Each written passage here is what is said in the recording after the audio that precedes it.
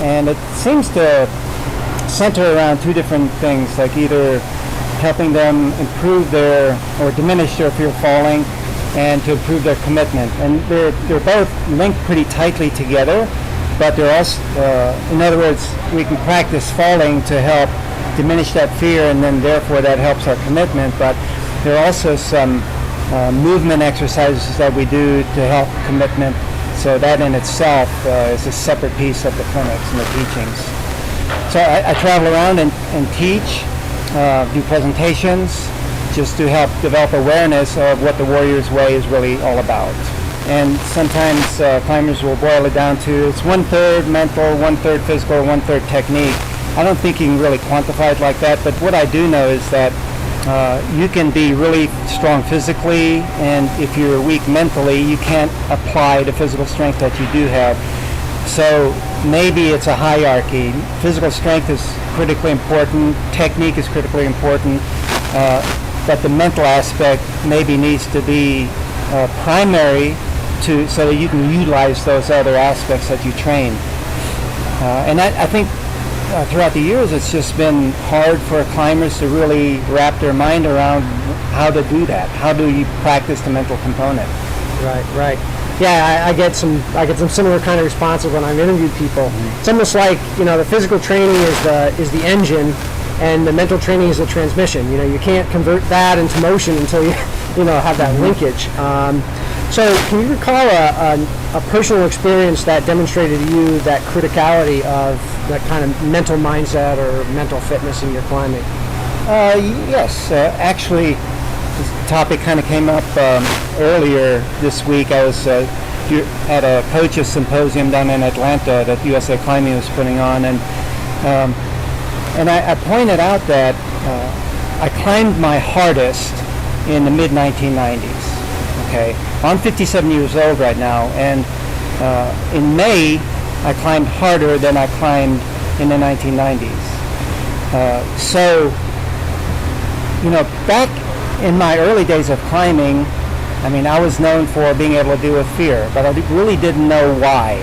So the investigation of the Warrior's Way and use of attention, that's really the only thing that's different between what I was climbing my hardest in the 90s and today. In fact, I've got a shoulder, a knee, hips, different injuries now, and haven't really climbed as consistently through the 2000s as I did, in the early days. Right. So I think it's just the amount of time and attention I put into developing and the mental part of it, and really knowing what is going on up here so that you can be more deliberate in the use of your attention. Excellent. Yeah, I'm 49, and you're facing a lot of battles. Every year the physical part doesn't get any easier. So it is more difficult to climb and harder every year.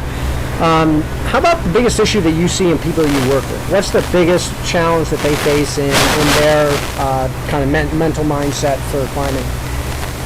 Well, I think it's probably that, and this is one of the limitations of the mind. Our minds have a lot of intelligence, but it also has weaknesses.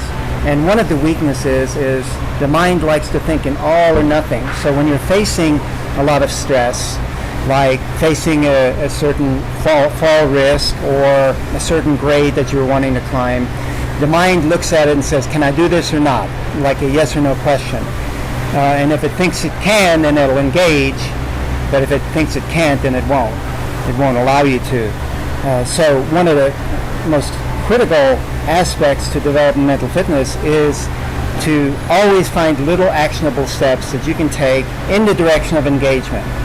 Because that little engagement, engaging your body, is you get tangible, real feedback on what the situation truly is, instead of relying on your mind's imaginings or preconceptions before you engage. Mm-hmm. So catching yourself when your mind falls into all or nothing type of thinking and say, bring it back, what little actionable step can I take to answer this question, to deal with this doubt or address this fear? Does that tend to vary by how hard people climb, or is that's pretty independent? It varies a bit because when you climb harder and harder grades and for longer periods of time, you're starting to employ the Warrior's Way concepts, whether you know it or not. You're essentially forced into that. Plus, you're gaining a lot of experience Right. that you can draw from, and that builds a certain level of confidence that you can rely on to engage and to take that next step. Right. So some of it just kind of happens over time, but what you're looking at is a more deliberate way to accelerate that. for Absolutely, everybody. because even for top climbers, the process tends to be too haphazard. You know, in other words, they want to red point a climb, send a climb, and many times it happens on a training burn when they didn't expect it. They had sort of given up their idea that, okay, I'm not going to be able to get the red point this time, so let's just forget about that. Let me just do it for fitness. And then the red point happens, or the send. And so that's just a very haphazard way of stumbling into the goals that you set for yourself. In this project climb that I did in May, I was faced with that same kind of tendency. You know, as in the beginning, it's easier. You know, you're working out the sequence, you're working out the rest stances, the protection. But then, as you're putting all of those sequences together, and you get it with one fall or two falls, then the idea comes in there. Okay, I'm going to send it the next time, and it's so critical to keep that end goal pushed into the future.